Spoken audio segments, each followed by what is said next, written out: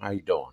So this one's gonna be about Chelsea Handler confronts white privilege in documentary, and she said some off the cuff things in some years past. I know she was down with 50 Cent or some mess or something, and I don't know. She seemed kind of flighty in some ways, so I don't know. But anyway, she's asking this documentary about white privilege, and it's like, duh. Shoot, if you go to somebody black and talks real talk, you'll get real answers. If you're doing it from a microphone perspective in a professional capacity and people are worried about their paper, they trying to get that bag, they not going to necessarily answer the question the way you should get it. But I'm going to give you real talk on this subject because, of course, it hits hard and it's real. White privilege always been there. Ain't nothing new. Because America was built for it. Everything is everything is in line for white male society. Everything.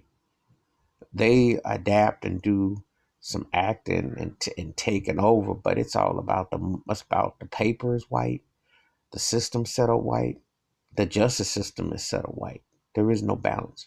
The bottom line is, and I would tell Chelsea Handler, this is something I've always said. They want to act like slavery never existed. Check. They want to act like black folks ain't built this country. Check.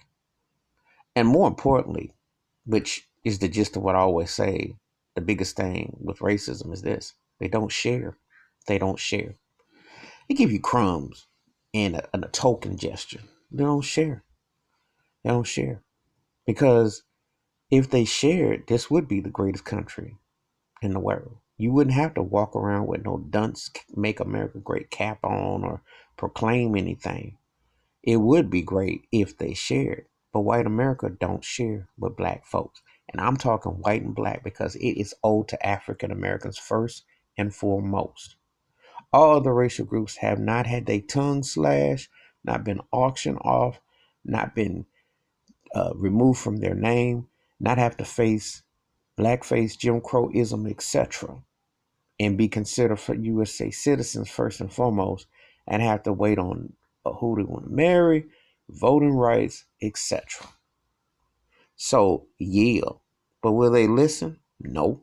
Because they can make money and pretend and gloss over that privilege has been so ingrained and so accepted that the psychological chemical balance, it's like that's a mental illness that's allowed to manifest. So what is she hoping to accomplish with this? If they ain't listened over 400 years, what makes you think they're going to listen now? They're going to sit there and say some idiotic stuff like Mitch McConnell said that, well, we gave you an Obama. So there you go. That's the kind of mindset you're dealing with. Well, everybody's wearing this Michael Jordan logos. There you go. You had a Michael Jackson. There you go. You had so and so. They will use entertainment props. They will use a few selected. But in a day-to-day capacity, it's not going to register because it's not shared in the financial aspect. The big gap. The big gap. You go to the bank and you can look it up for yourself. And when they talk about it, it's in a byproduct way, you know. Because Trump is white privilege, which she alluded to. He was born with a silver spoon in his mouth.